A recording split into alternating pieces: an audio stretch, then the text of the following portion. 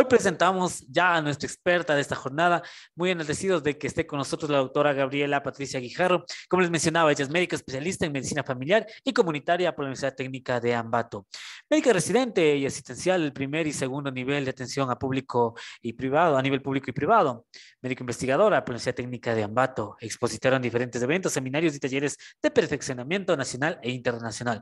Autora del libro Principios de la Morfofunción, también de artículos en revistas, pues, como en el ejemplo de Eugenio Espejo de Ecuador, la revista arbitraria interdisciplinaria Salud y Vida de Venezuela y también muchos otros trabajos. Un enorme placer que esté con nosotros la doctora Gabriela Guijarro Reynoso con nosotros. Doctora, qué enorme placer, bienvenida, la escuchamos, todo lista la pantalla, la hemos nombrado coanfitrión para que pueda compartir con nosotros toda la información. La escuchamos, doctora, bienvenida.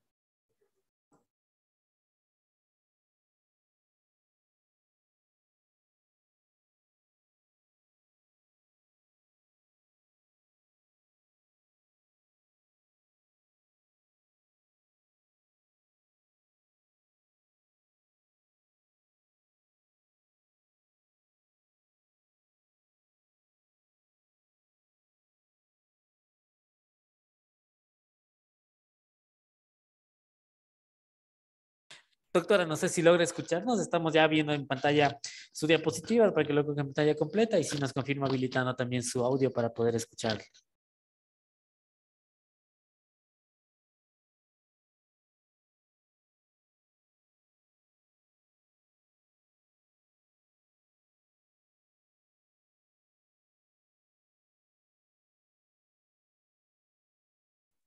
Mis amigos, mientras de igual manera esperamos solucionar este problema técnico, agradecerles una vez más a todos ustedes. Este día número 5 estaremos luego incorporándonos a partir del día martes con el día número 6, 10 días de este magnífico evento que estamos gustosos de formar conjuntamente con ustedes. Como Levens Capacitaciones, también nuestra cordial invitación para que cada una de las personas quienes en este caso optaron por la certificación puedan seguirse uniendo a esta gran moción. Un saludo muy especial para todos quienes están desde Facebook Live. Y queremos agradecerles también a todos ustedes que han tenido la oportunidad, la gentileza de estar con nosotros en este magnífico evento. Bueno, en este momento de igual manera estamos ya teniendo otra vez conexión con la doctora Gabriela Guijarro para poder así enlazarnos en esta ponencia.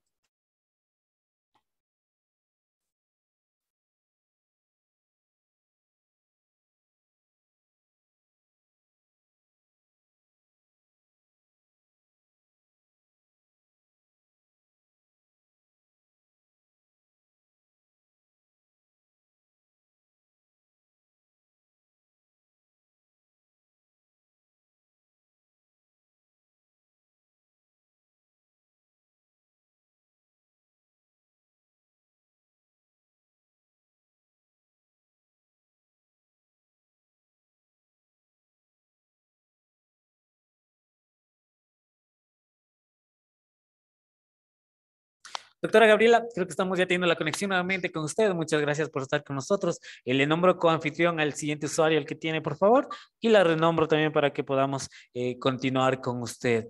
Muchas gracias más bien a todo el equipo, quien está también desde Levens Capacitaciones, otorgándonos la explicación.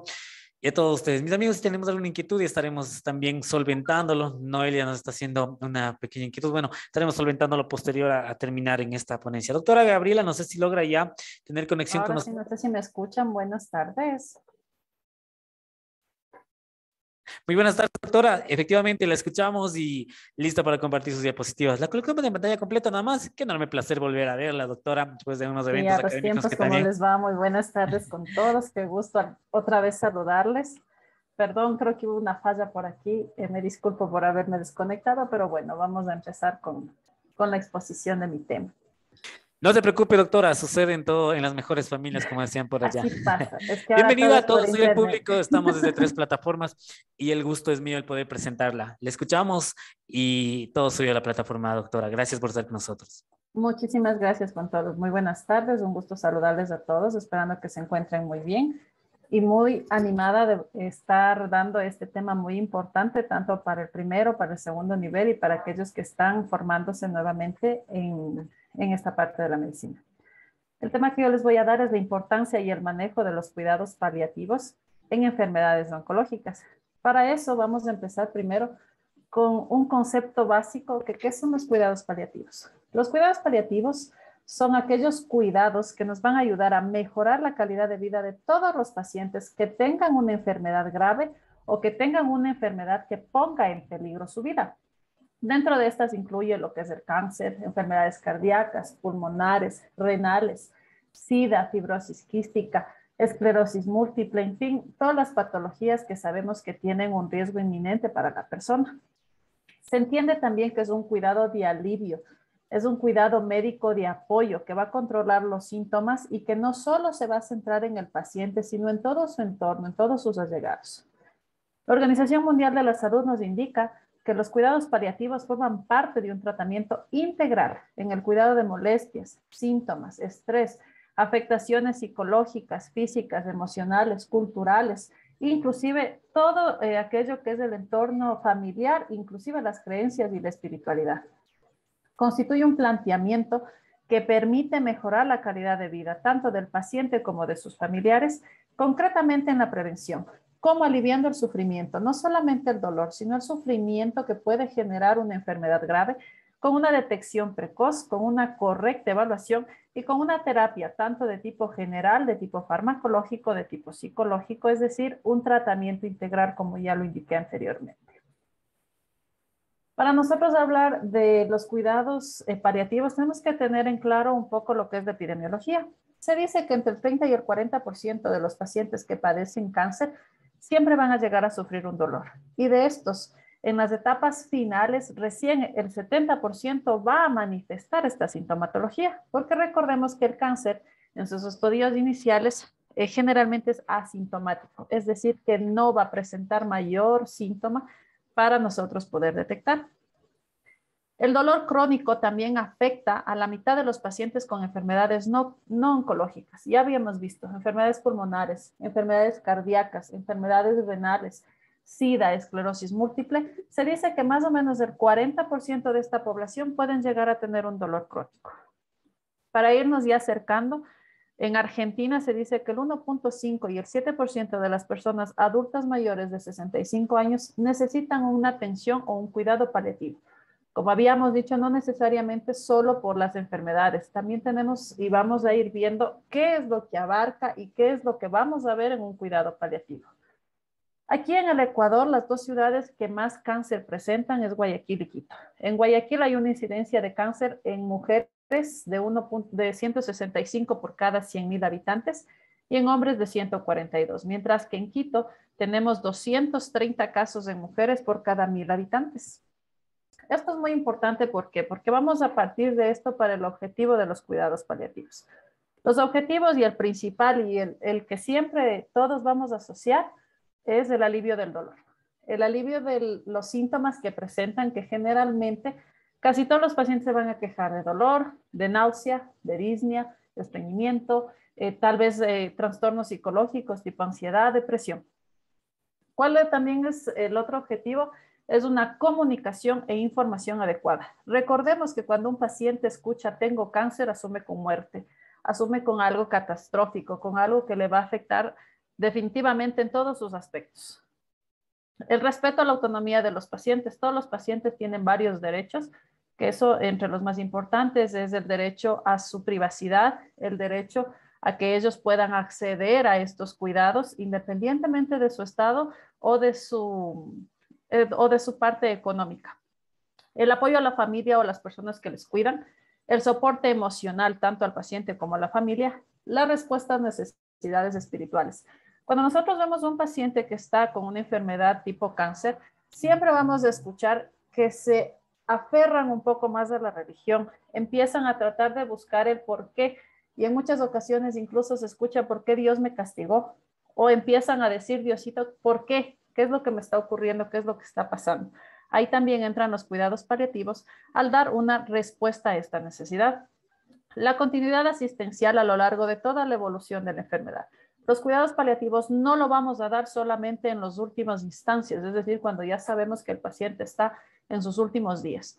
Los cuidados paliativos, igual la Organización Mundial nos dice que la podemos dar desde el día que se diagnostica, en este caso cáncer o una enfermedad grave, desde ese día hasta el final.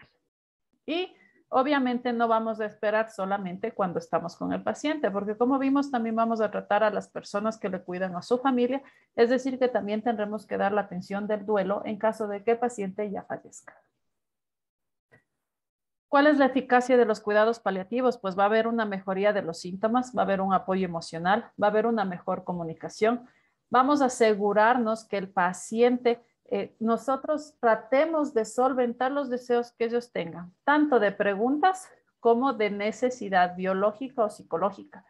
Vamos a disminuir el estrés, vamos a aumentar y vamos a dar la confianza al paciente para tomar una decisión, tanto en su tratamiento farmacológico como en su tratamiento del entorno, con el fin de satisfacer todas sus necesidades. ¿Quiénes van a recibir los cuidados paliativos? Todas las personas que padezcan enfermedad grave o de riesgo de vida. Dentro de estos ya habíamos hablado: cáncer, problemas cardiovasculares, neurológicos, hepáticos, renales, pulmonares, SIDAs, aquellas personas que tengan un dolor psicológico, emocional, espiritual y social que necesiten nuestra atención, y aquellos que necesitemos aliviar no solamente el dolor, sino los otros síntomas que presentan. Para esto, nosotros vamos a tener muchas cosas fundamentales en el cuidado paliativo. Primero, la presencia de una enfermedad avanzada, progresiva e incurable. Todas las enfermedades que les hemos nombrado no van a tener una cura total. Vamos a encontrar que en algunas, por más tratamiento farmacológico que se haya dado, la evolución del paciente no es adecuada, no es correcta, o muchas veces lo dicen, no tiene un final feliz. Ahí entran los cuidados paliativos. Numerosos problemas o síntomas intensos, como pueden ser también los trastornos del sueño, ansiedad, depresión o inclusive vómitos y disneyas.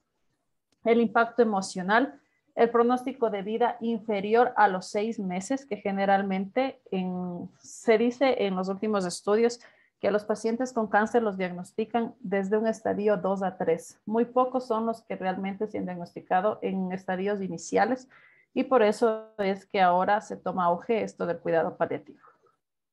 ¿Qué problemas cura? Ya lo hemos visto, las partes físicas.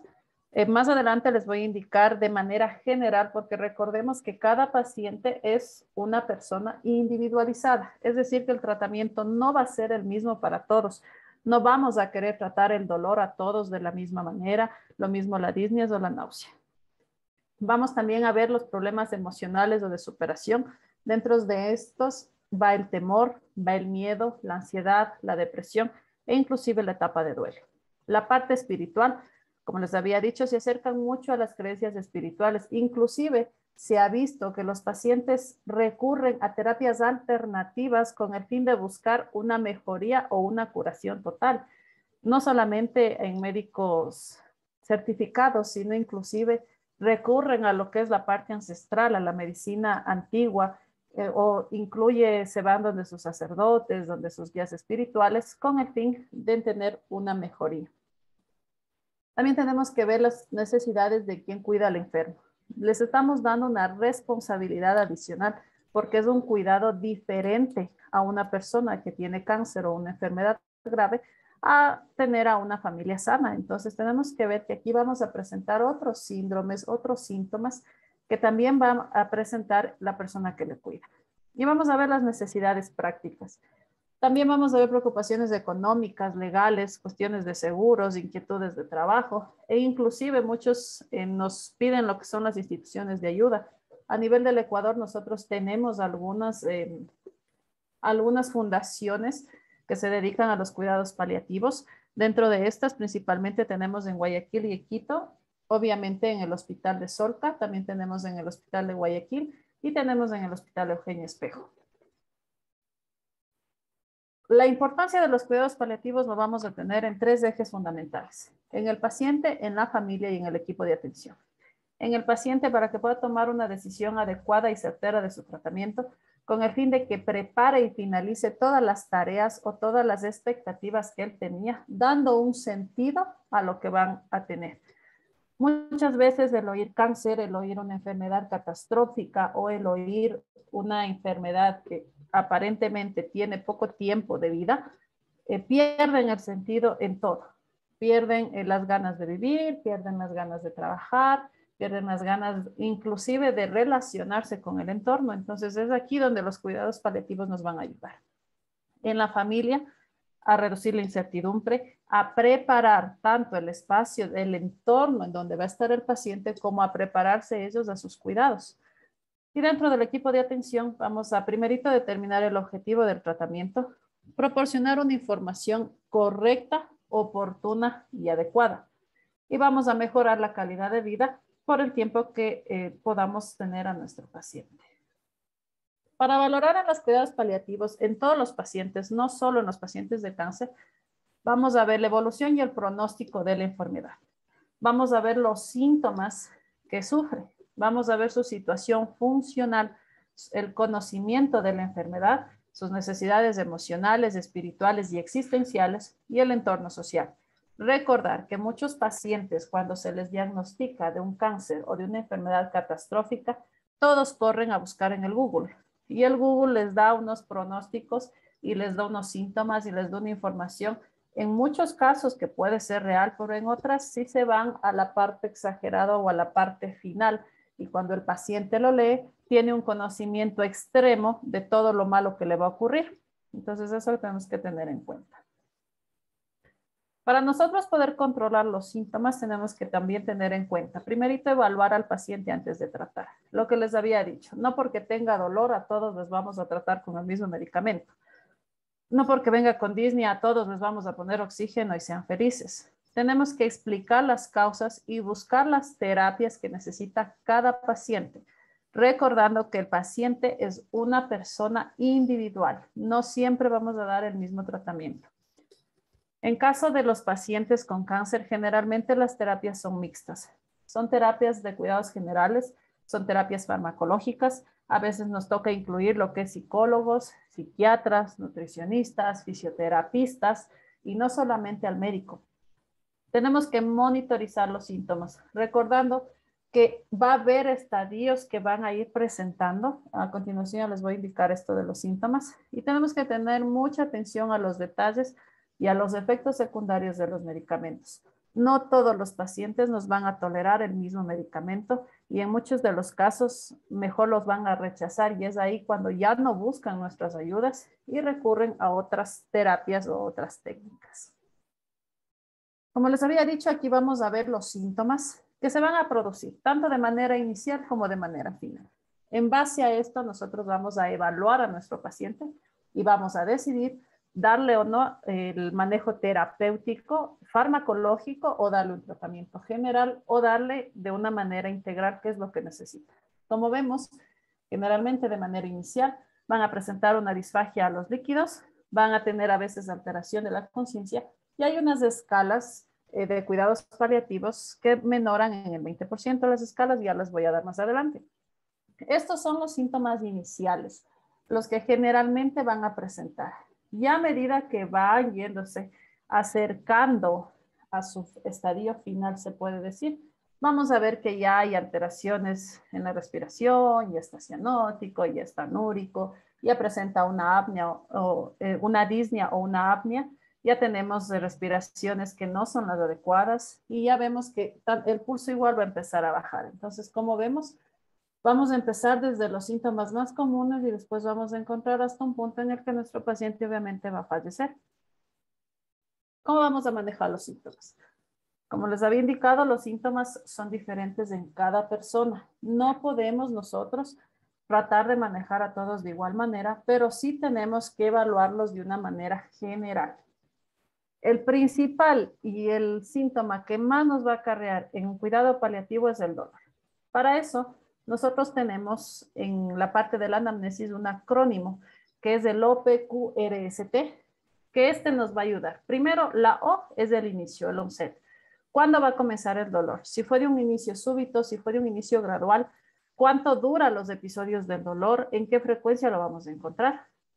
De ahí tenemos la P, que es la provocation o palliation, o es decir, provocación y paliación. ¿Qué le alivia? ¿Qué le empeora? ¿Qué sucede cuando toma el medicamento para el dolor? ¿Qué es lo que le está generando este dolor? Tal vez la posición, la postura, la forma en la cómo se está desenvolviendo. La Q de calidad, ¿cómo es el dolor? ¿De qué tipo? Si es que es tipo punzante, si es que es tipo cólico, si es que es continuo. Vamos a ver igual la manera como se presenta. La localización o radiación es la R de región o radiation, donde duele más, si el dolor se va a algún lado, si es que se localiza en un sitio específico, si el dolor es general, qué es lo que está ocurriendo. En la intensidad, el severity, vamos a evaluar en base a las escalas. Como vemos aquí, nosotros generalmente todos hemos, creo, manejado estas escalas. Tenemos la escala análoga visual y tenemos la escala del dolor de EVA. Esto nos sirve para nosotros de evaluar la intensidad, desde un mínimo, un medio a un máximo.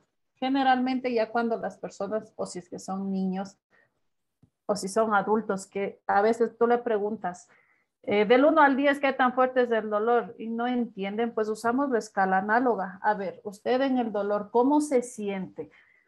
Sí afecta un poco, tal vez le cambia el humor. Hay un punto en el que usted ya no aguanta, definitivamente el dolor no le permite, ha cambiado a un punto que usted no avanza. Entonces, ustedes le muestran esta escala mediante estas caritas y dice, ¿cómo se siente usted con el dolor? ¿Sabe que me siento así, entre que sí me duele, no me duele? Ya, entonces es una intensidad moderada. Y si es que es un paciente que puede ayudarnos con la escala de EVA, pues igual le vamos a preguntar del 0 al 10, ¿qué tan fuerte es el dolor? Siendo 0, nada de dolor. O sea, no me duele nada.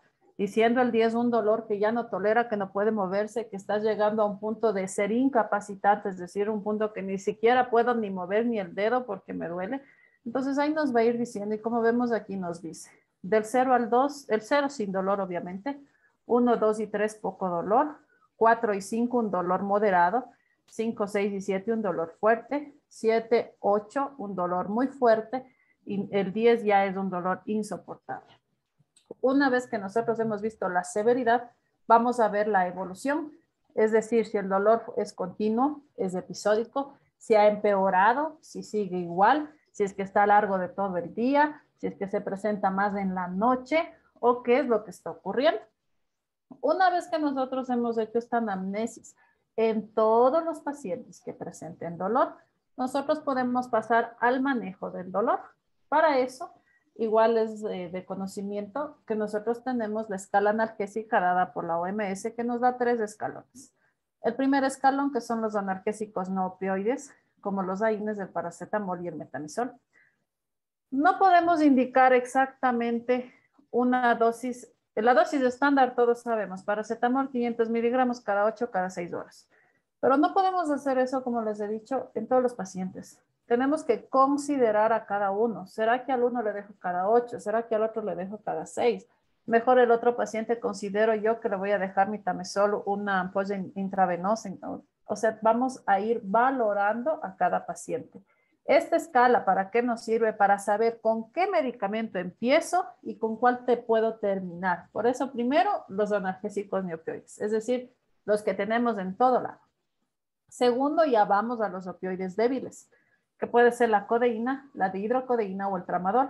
Estos segundo escalón, es decir, los opioides, se pueden combinar con los del primer escalón, dependiendo, como les he indicado, el tipo de paciente que tengamos. Recordemos que ahorita estoy abordando de una manera general. Para nosotros poder abordar de una manera más específica, pues tendríamos que ir viendo el cáncer que tiene, el estadio en el que se encuentra, el nivel que presenta del dolor, la intensidad que está. Estamos hablando de manera general. Quiero y repito que eso quede claro. El tercer escalón ya son opioides potentes. Morfina, fentanilo, oxicodona, buprenorfina, metadona, que igual se pueden asociar con el primer escalón. Ahora, en este tercer escalón, los opioides potentes, existen varios mitos, existen varios miedos por parte del personal médico de utilizarlos. Es por eso que aquí juega un papel importante la parte del primer nivel, la especialidad, en mi caso, de medicina familiar, pues se nos ha dado ciertas indicaciones o ciertas maneras que se puede manejar, pero inclusive las personas que deseen, la Organización Mundial de la Salud inclusive tiene su curso de cuidados paliativos, en donde igual nos indica de manera general qué es lo que vamos a hacer, porque el hecho de oír morfina a muchos médicos les da miedo. les da susto escuchar que eso va a usar, peor si tengo que sumar con fentanil. Les da como cierto pánico, cierto miedo de usarlo, cuando eso no debería de ser, porque recordemos que estos medicamentos se hicieron justamente con el fin de esto, de ayudar al dolor de un paciente que nos necesita. En otros estudios a nivel de Estados Unidos, a nivel de igual de España, nos indican que nosotros también podemos usar ciertos coadyuvantes o podemos utilizar otro tipo de medicamentos, como por ejemplo en el dolor neuropático nos dice que podemos sumar antidepresivos, anticonvulsivantes, anestésicos locales sistémicos, infiltraciones. En espasmos digestivos podemos usar la escopolamina o la butilescopolamina. En espasmos musculares podemos usar diazepam, masaje, calor, es decir, aquí la fisioterapia. En compresiones neurológicas podemos usar corticoides y en invasiones de tejidos blandos los AINES. Estos medicamentos, estos coadyuvantes, igual pueden ir junto con estos de acá, es decir, con los analgésicos. Es un ejemplo, si resulta que tengo un espasmo digestivo, yo puedo usar una butilescopolamina intravenosa, pero también la puedo mandar con paracetamol vía oral y con eso controlo de mejor manera el dolor. Estos escalones, de cierta manera, al médico le permite, aunque suene feo, ir jugando con esto para ver cuál es el que le sirve a nuestro paciente. Yo puedo usar un tramador con paracetamol en el 1, que le queda perfecto y no se vuelve a quejar de dolor en todo el tiempo que le queda. O a su vez puedo usar un parche de buprenorfina y dejarle con una codeína o con una dihidrocodeína que también nos va a ayudar. Entonces esto nosotros vamos a ir viendo igual, pero de manera general esto es lo que nosotros vamos a usar para el manejo de dolor. También vamos a encontrar que los pacientes se nos van a quejar de dolor, pero más es como un sufrimiento espiritual. ¿A qué se refiere el sufrimiento espiritual? Nosotros vamos a tener en una nomenclatura que se llama FICA. ¿Qué quiere decir? La F de la fe, de la creencia y de su significado. Aquí vamos a escuchar a los pacientes de por qué Diosito me castiga, por qué Diosito no encuentra la cura, o si no creen en Dios van a empezar, pero si yo hice yoga, si yo estoy haciendo otras terapias. Entonces tenemos que ver qué significado tiene en el paciente esto para tener su sufrimiento. La importancia e influencia dentro de todo, tanto de la parte de la creencia, de la fe, incluye aquí también lo que es su familia, su comunidad, por eso es la C, y la A del abordaje y la acción. Esto en cuanto al sufrimiento espiritual, aquí en esto nos va a ayudar mucho lo que es la parte de psicología y psiquiatría, porque necesitamos abordarle de una manera completa y de una manera general, pero al estar en un primer nivel de atención o en un segundo, no vamos a esperar a que llegue el psicólogo o el psiquiatra, sino que vamos a tratar ya de investigar y ver qué es lo que le está afectando para tratarle de ayudar.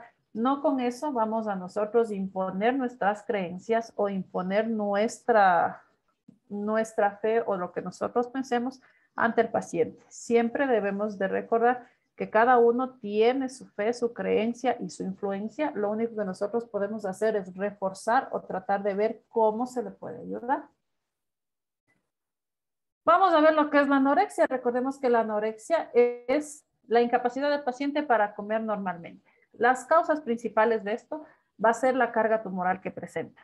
Es decir, esto nos va a influir tanto en la saciedad, en la disfunción autonómica. Vamos a ver alteraciones no solo a nivel digestivo, o sea, a nivel de estómago, perdón, sino también alteraciones a nivel de la boca, o inclusive aquí nos entra también lo que son las alteraciones de tipo psicológico o psiquiátrico. Primero, ¿qué tenemos que hacer? Es una preparación adecuada de los alimentos. Platos pequeños, raciones pequeñas. Recordemos que aquí los pacientes no van a querer comer mucho, entonces no podemos exigirles que coman a saciedad. Aquí podemos usar unas medidas farmacológicas como son la dexametasona, que nos dicen de 2 a 4 miligramos al día, o el acetato de megestrol, que más o menos se puede usar unos 160 miligramos 2 o 3 veces al día. Dentro de la anorexia se relaciona mucho con lo que es el estreñimiento. El estreñimiento se presenta casi en el 60% de los pacientes con enfermedades terminales. Y generalmente a los familiares les preocupa, porque es bien conocido que todos esperan que realicen su unificación 1 o 2 veces al día. Pero aquí nosotros tenemos que hacer entender a los familiares que al no comer mucho, es natural que no va a realizar mucho la defecación. Entonces se tiene a consideración que al menos debe de haber una deposición cada 3 o 4 días en caso de pacientes que tengan una enfermedad grave o cáncer. Siempre y cuando esta constipación no sea un problema que ya está generando mayor dolor, que esté dando síntomas multifactoriales o multifuncionales. Entonces ahí sí ya vamos a tener que buscar la causa de base, que no va a ser específicamente la disminución de la ingesta, sino tal vez alguna otra patología.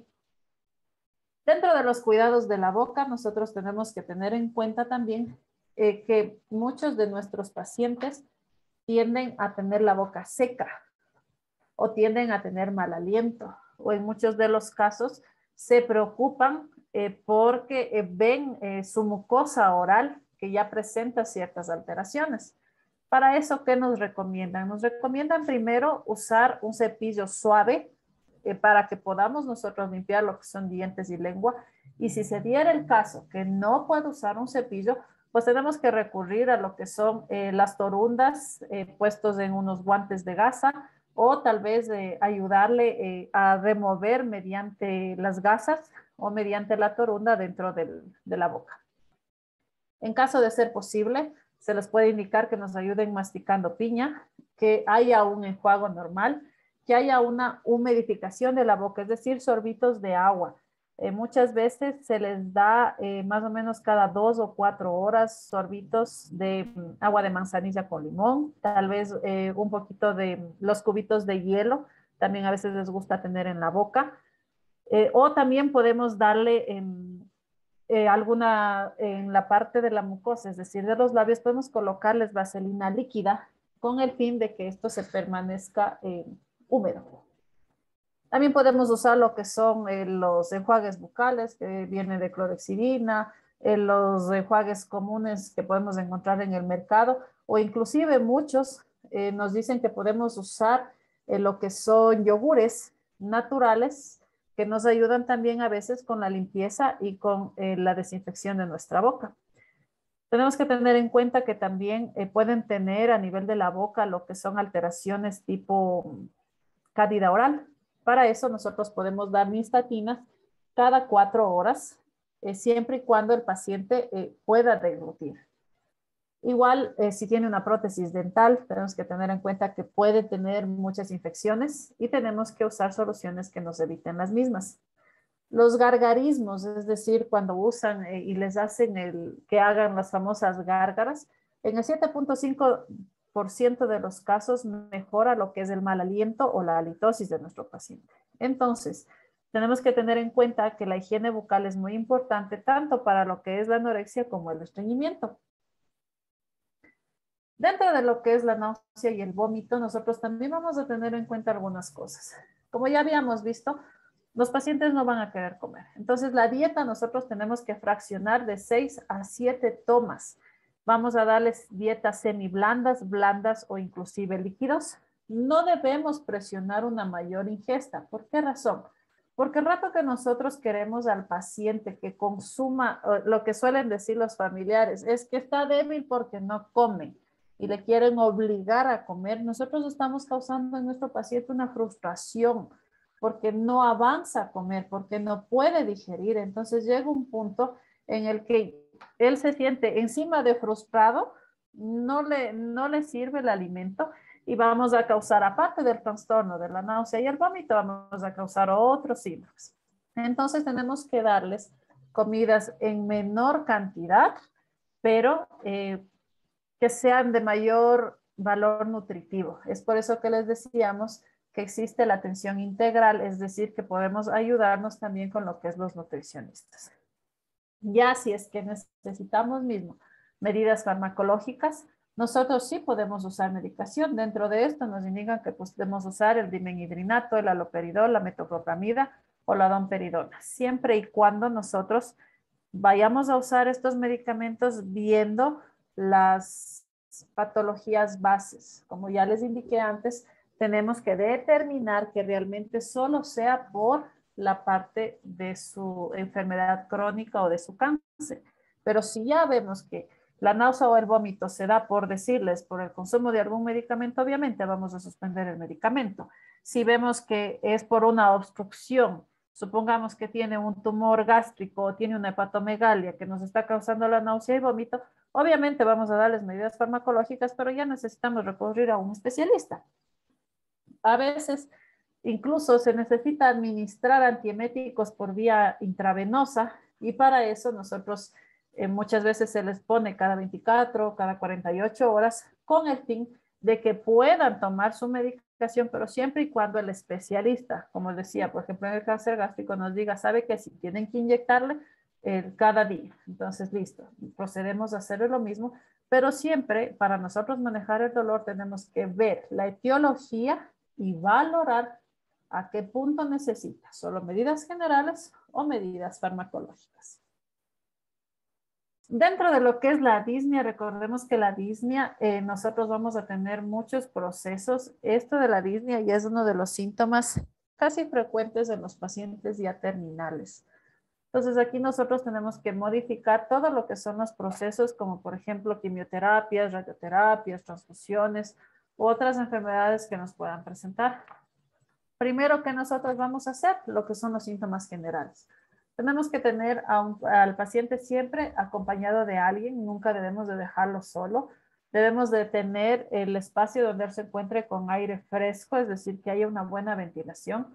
Podemos usar ejercicios de respiración y relajación, como enseñarle a respirar, a inspirar por la nariz y expirar por la boca. Inclusive podemos adaptarle al estilo de vida, es decir, si el paciente no puede estar normalmente acostado recto, pues vamos a buscar la manera, si es que hay la posibilidad de las camas, como la vemos en la fotografía, que nos deje medio sentado al paciente. Pero si resulta que estamos en la casa y no tenemos esta comodidad, pues podemos usar almohadas a un punto que nos haga sentar al paciente. Vamos a ayudarle también a mejorar su estilo de vida si es que es necesario con medidas farmacológicas, como por ejemplo aquí nos usa o nos indican corticoides, oxigenoterapia, también fenotiacidas y en caso de una crisis severa inclusive nos indica que podemos usar el diazepam.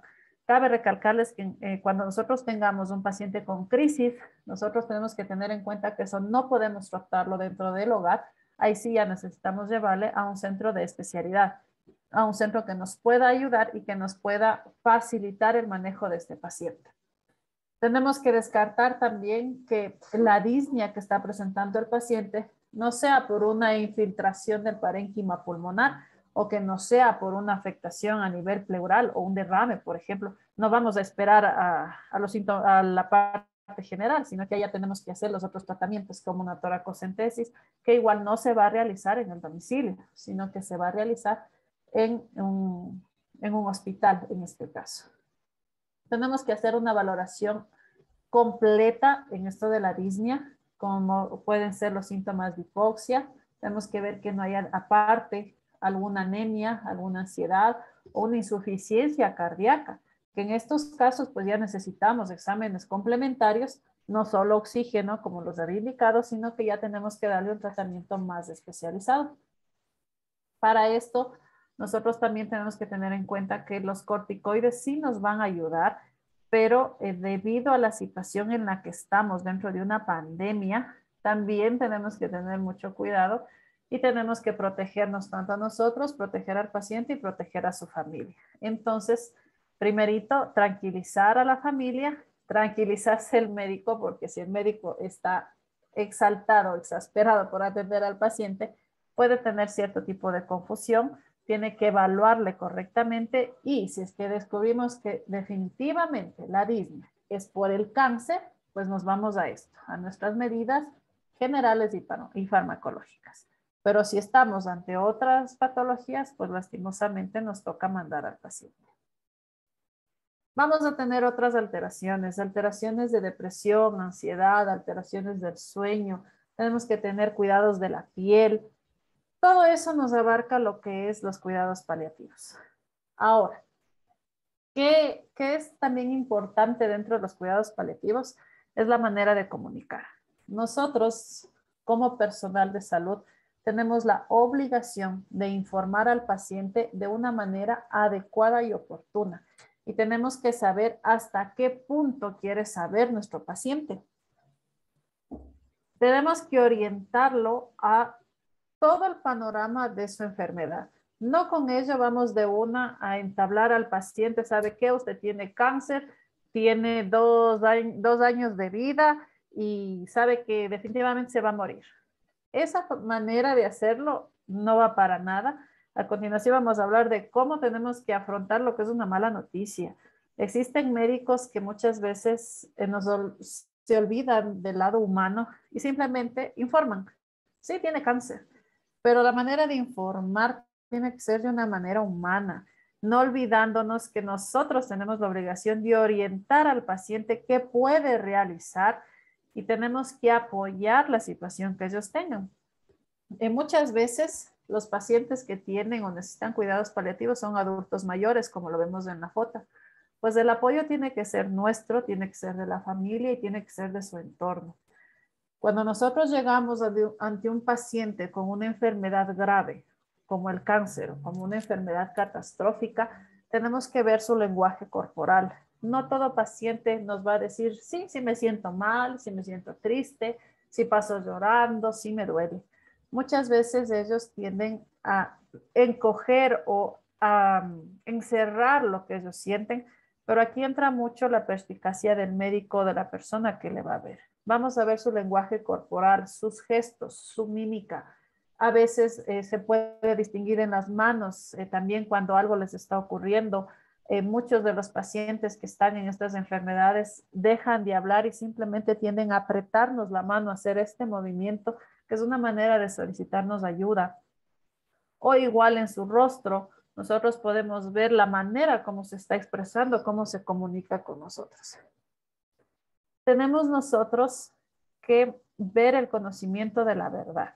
Es decir, que nosotros no podemos decir al paciente algo que tal vez nunca vaya a ocurrir. No por dejarle bien a nuestro paciente le vamos a decir, sabe que sí, en un año usted se cura sabiendo que tiene un cáncer de mama, ya con metástasis a todo lado. No le vamos a decir, sabe que sí, el otro año usted está perfecto. No, nosotros tenemos que hacer que el paciente conozca la verdad de su enfermedad, pero como les indicaba, de una manera, de cierta forma sutil y que el paciente comprenda, no con el fin de alarmarle, porque en el 40% de los casos escuchan cáncer y no te escucharon el resto. Ellos asimilaron que ya se van a morir y por más que uno se mate explicándoles todo, ellos se quedaron en el tengo cáncer, me muero. Entonces hay que tener mucho cuidado y es ahí donde entra el manejo de las malas noticias. Nosotros tenemos que darle la esperanza real al paciente. No podemos tampoco decirle que no se va a morir, ni tampoco que se va a morir en 2 años, pero sí tenemos que mantenerle la esperanza de que existen tratamientos que pueden menorar sus síntomas, que pueden darle una mejor calidad de vida, pero no con eso se les va a quitar el diagnóstico. Tenemos que investigar qué sabe y cuánto quiere saber el paciente. Es decir, si te dice, tengo cáncer, primero tenemos que preguntarle, ¿qué has leído? ¿Qué sabes del cáncer? ¿Dónde escuchaste del cáncer? ¿Qué te han dicho? Y no nosotros asumir que el paciente quiere saber qué es el cáncer, por qué le da el cáncer, cuáles son los síntomas del cáncer, cuál es el diagnóstico del cáncer, cuál es el pronóstico del cáncer. Nosotros tenemos que averiguar cuánto quiere saber. Si nos dice, ¿y cuántos años tengo? ¿Para qué quiere saber? O si te dice, ¿y cuántos síntomas voy a tener? A ver, ¿qué síntomas tienes? Para según eso nosotros ir viendo hacia dónde nos encaminamos. Como les decía, muchos de los pacientes tienen el bloqueo post-información y eso es muy notorio, porque si tú le vuelves a preguntar a la siguiente consulta, ¿te acuerdas lo que te dije del cáncer? Te va a decir, sabe que yo escuché cáncer y no oí nada más. Del resto de lo que usted me ha dicho no tengo ni idea. Es un bloqueo post-información que van a presentar y que ahí es donde también necesitamos nosotros tener cierto tipo de ayuda. Tenemos que darle un límite, es decir, un tiempo. Es algo irreal, inseguro o inútil. Siempre te van a preguntar, ¿y cuántos años voy a vivir? Existen cánceres que les dan 6 meses, existen cánceres que les dan 2 años, en otros les dan 10. Nadie tiene en su poder una bolita de cristal en la que tú puedas decidir por tus pacientes y decirle, sabe que va a vivir 10 años. Eso es darle un límite irreal. porque no todo paciente va a tener el tiempo o el pronóstico que se espera. Como en todo en medicina, siempre nos han dicho, 1 más 1 no siempre es 2. ¿Qué quiere decir? Que no siempre el cáncer, por decir, el cáncer de mama en estadio final con metástasis, tienen 6 meses, no siempre ocurre, porque siempre habrá un paciente que no se muera a los 6 meses, sino a los 2 años. Entonces no podemos dar ese límite. Nosotros tenemos que decirle al paciente que él tiene que vivir con la enfermedad que tiene, pero siempre y cuando con los cuidados necesarios y no buscar el tiempo de vida, sino vivirlo y disfrutar mientras la enfermedad se lo permita. Y también tenemos que saber cómo responder, porque no vamos a responder de una manera cruda o de una manera que al paciente le deje incómodo o que uno mismo como personal médico se incomode. A veces se dice que para nosotros tratar las malas noticias debemos de responder con una pregunta, es decir, con la misma pregunta como decíamos. ¿Y qué es el cáncer? A ver, ¿tú qué sabes del cáncer? Es una manera en la que tú no te comprometes tanto a dar una mala información o a dar una información que tal vez no era la que el paciente buscaba, porque a veces ellos más buscan una respuesta que los anime, pero no por eso tú le vas a mentir. Esto del manejo de malas noticias igual es algo demasiadamente amplio porque nos dicen tienes que responder, pero no puedes responder de una manera muy directa. Entonces sí, es así, porque pongámonos, y como siempre nos han dicho, el médico tiene que ser muy empático con sus pacientes. Si tú sabes que vas a tener cáncer, no te gustaría que te digan, sí tienes cáncer, te vas a morir en un año. No te gustaría que te lo digan de esa manera. Entonces tienes que entrar en la empatía del paciente y tienes que pensar que el paciente no quiere oír lo que tú le quieres decir, sino que él es el que quiere saber algo y a ese algo es el que nosotros tenemos que contestar. Para finalizar, nosotros tenemos que tener en cuenta que dentro de los cuidados paliativos, como en todas patologías, nosotros vamos a tener lo que son las emergencias, es decir, algo que no podemos dejar pasar. Dentro de esto tenemos la sofocación, es decir, una comprensión aguda e irreversible de las vías respiratorias altas. Aquí sí es imprescindible que exista un médico, un profesional junto al paciente y eso en muchas de las ocasiones ya se asemeja o ya se relaciona con un posible fallecimiento. En estos casos es donde podemos tener la sedación hasta conseguir una inconsciencia del paciente, un soporte emocional inmediato a los familiares y también podemos asociar con otros medicamentos, como ya lo habíamos dicho, con la morfina por vía parenteral. Las hemorragias masivas ya es un compromiso vital inmediato. Aquí nosotros igual tenemos que protocolizar, es decir, tenemos que actuar en base al protocolo que tengamos en los diferentes lugares. Se les puede indicar igual a los familiares que deben de tener tal vez unas toallas o unas sábanas que nos permitan detener un poco la hemorragia hasta que llegue el personal médico. Las convulsiones, esta parte es una de las principales crisis de la familia y de gran impacto para ellas, pues ellos asumen con que ya se perdió el control y que ya es algo inminente y que algo le va a ocurrir. Entonces, en este caso, nosotros, cuando ya llegue el personal médico, se puede usar diazepam, midazolam, algún convulsivante para mantener un nivel terapéutico y para ver realmente cómo se encuentra.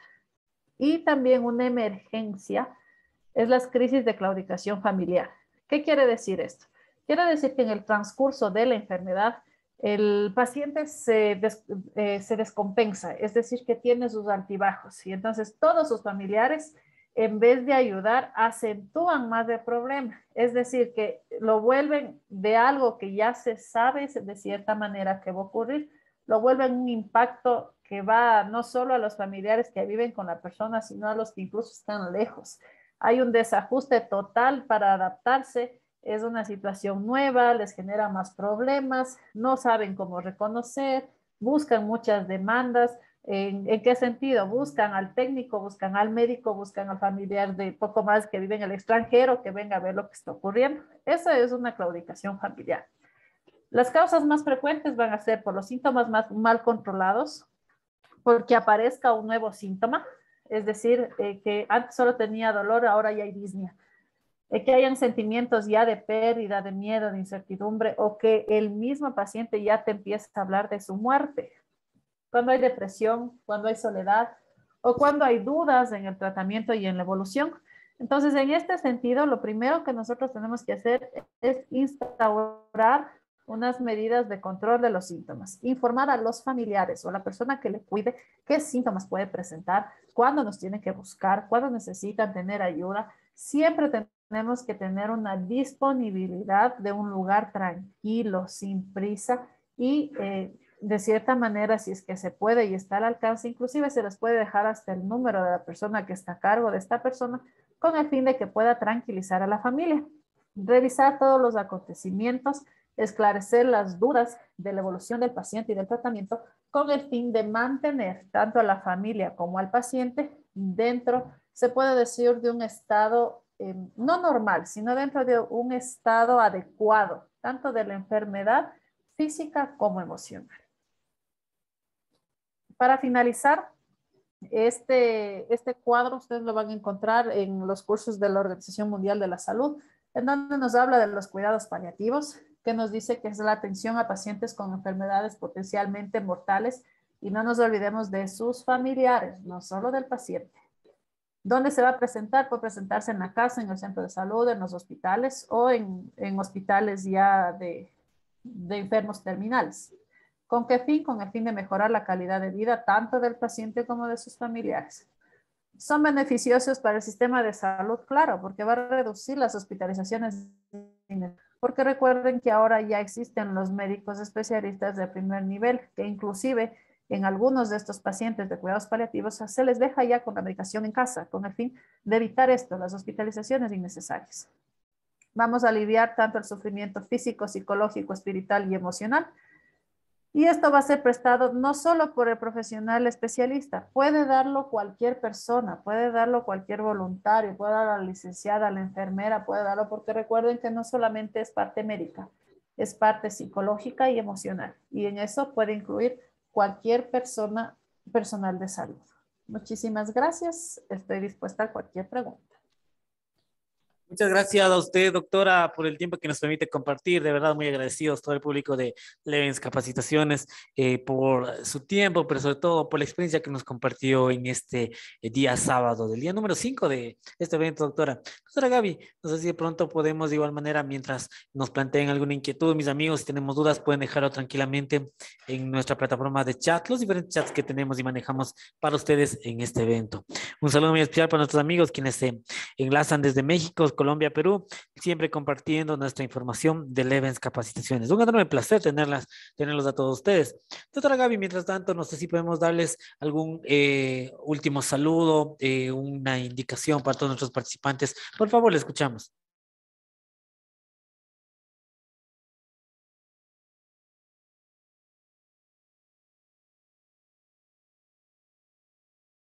Doctora, no sé si puede ayudarnos con este saludito, activarnos su audio, por favor, porque tenemos muteado. Lo siento.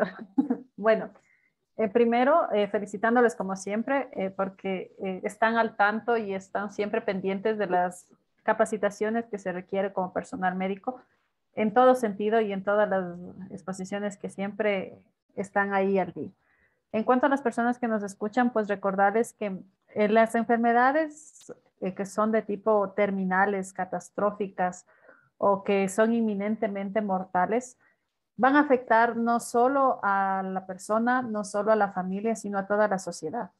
Y ahora hemos visto un repunte también de estas enfermedades que en muchas ocasiones se las considera hereditarias, en otras se las considera que son circunstanciales. Y pues tenemos que tener en cuenta que estas personas nos necesitan mucho, no solo en el lado médico, sino en el lado humano, en el lado de apoyo. Muchas veces nos van a buscar solo por una sonrisa, por una palabra de aliento y no tanto por la medicación. Entonces recordarles eso, que no perdamos el lado humano de todo, de todas las atenciones que demos, de todo lo que brindemos, recordarnos a nosotros mismos que antes de ser un médico somos personas y que ellos nos necesitan más como personas que como un robot que le medique. ¿Eso? Muchas gracias a usted, doctora, por ese tiempo que nos permite compartir con usted. Nos dice muchas gracias, dice doctora, saludos. Nos mandan desde nuestra plataforma www.capacitacioneslevens.com. Doctora, llegando a esta parte final, nuevamente agradecerle a usted. No tenemos inquietudes ni dudas. Agradecido por ese tiempo que nos ha permitido. Le deseo los mejores éxitos de parte de la familia de Samedi. Y bueno, nuevamente un agradecimiento eterno a usted, doctora Gaby. Que le vaya muy bien, doctora.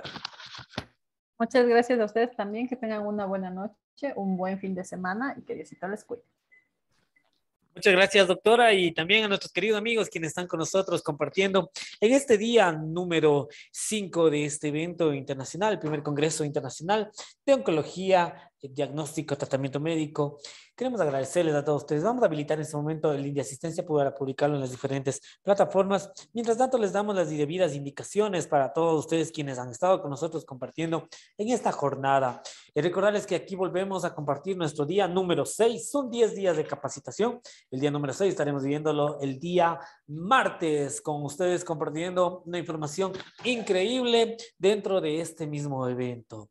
Mientras nosotros alistamos y delimitamos también este link de registro, recordarles que en el día número 10, posterior al día número 10, estará habilitado el link de la evaluación con la finalidad de hacerles partícipes a todos ustedes, mis queridos amigos, en la evaluación para la certificación internacional por 100 horas académicas. Recuerden, aquellos que optaron por la certificación de aprobación tendrán también para ustedes el certificado hablado por el Instituto de Salud Pública del Ecuador, el Instituto Azteca de México, por 160 horas académicas en total, 100 del evento de oncología, 60 del evento internacional de medicina interna y urgencias. Para nosotros como Levens Capacitaciones, es un enorme placer poder seguir certificando y avalando conforme a la ley, con cada uno de los registros de oficios aprobados por el Ministerio de Salud Pública del Ecuador, válido para el concurso de méritos de oposiciones de escalafón docente. De igual manera, el querer mencionarles que nuestras certificaciones están siempre para todos ustedes y que puedan optarlo.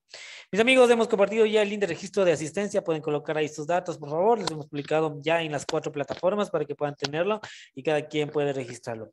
Amigos, llegamos a la parte final de este día número 5. Los esperamos de aquí el día martes. Éxitos totales. Bueno, un placer haber compartido con estas dos expertas en esta tarde y no nos queda más que agradecerles. Como Levens Capacitaciones, siempre líderes en capacitación virtual, apoyando el desarrollo, el conocimiento, la academia, ciencia en esta parte de capítulos Samedi. Querer agradecerles. Mis amigos, nos vemos el día martes y recuerden que el éxito de ustedes es el nuestro. Que pasen muy bien, mis amigos, y que disfruten su fin de semana. Hasta el día martes.